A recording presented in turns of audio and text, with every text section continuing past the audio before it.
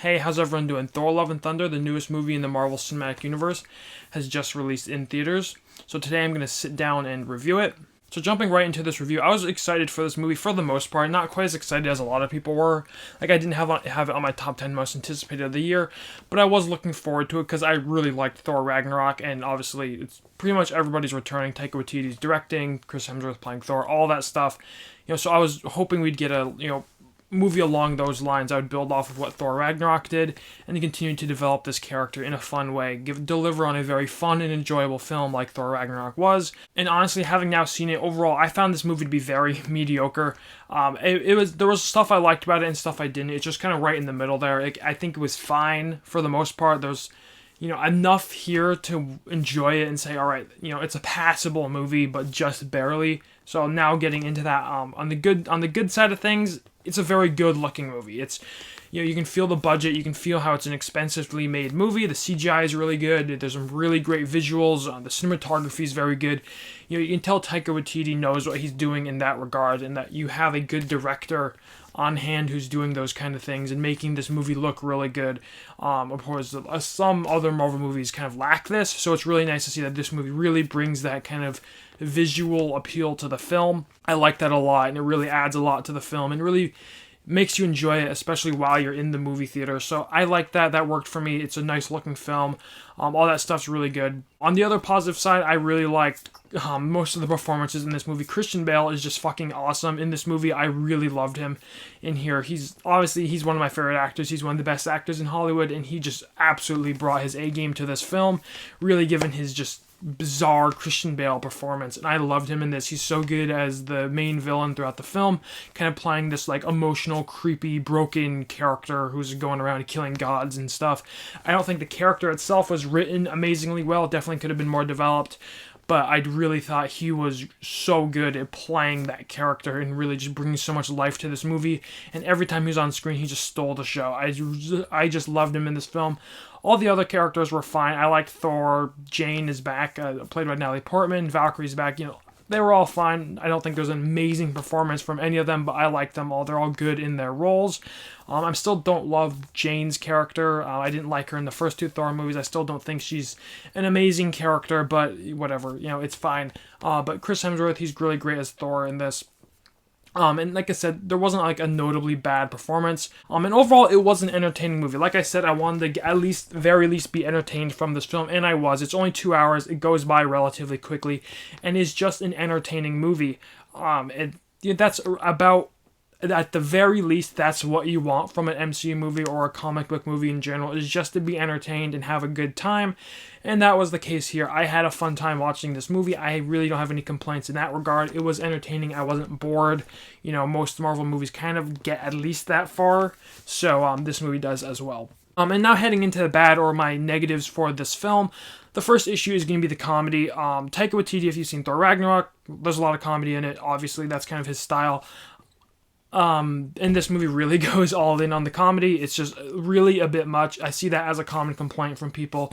It just feels like there's a joke every 10 seconds. They break the tension every 10 seconds with a joke or some comedic bit.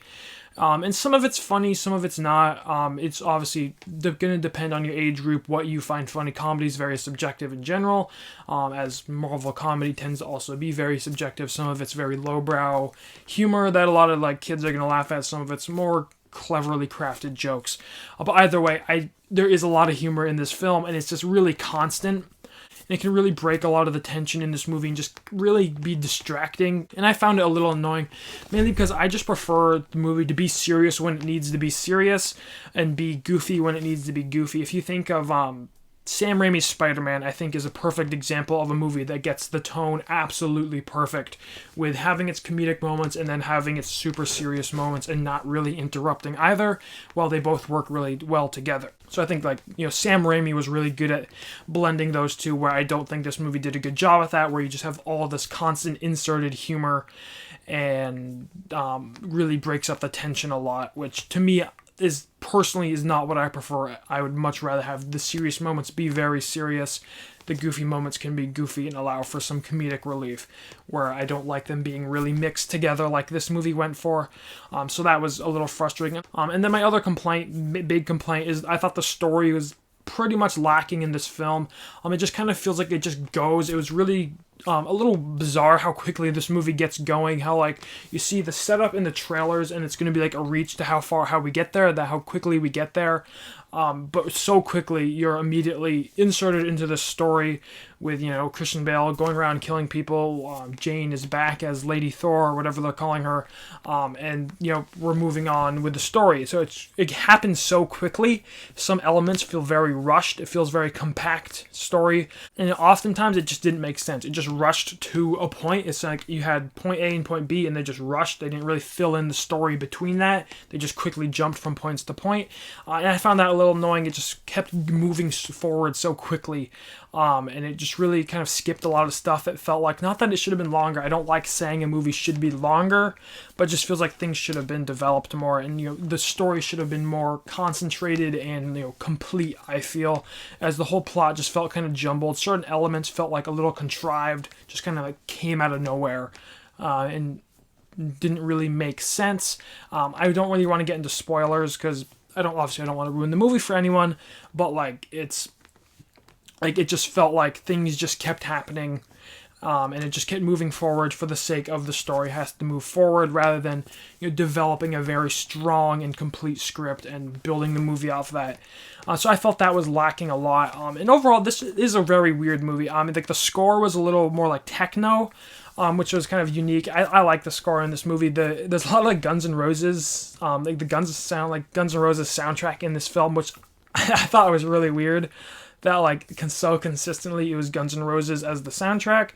I don't know what was up with that. There's like 4 or 5 Guns N' Roses songs in this movie, so that was weird. And so overall, Thor Love and Thunder, the newest Marvel movie, I think it's alright. It's not awful, but it's not great. It's just right in the middle there. I think it delivers on a lot of the entertainment value that you want from a Thor movie, a Taika Waititi movie. It delivers on most of that, but it doesn't really move you. It's not like Thor Ragnarok, where it was super entertaining, super creative, super flashy. It's not like, you know, a super emotional film, I don't think. It's just right in the middle, a very mediocre MCU movie that I would rank right among the middle. And certainly far from the worst, but certainly far from the best. So I'm going to give Thor Love and Thunder a 3 out of 5 and a 67%.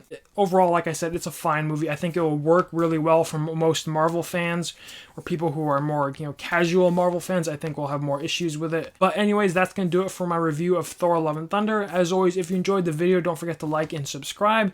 Leave your thoughts on Thor Love and Thunder down below in the comment section. You can follow me on Letterboxd and Twitter if you'd like. I'll put those links in the description if you're interested. As always, thanks so much for watching, and have a good day.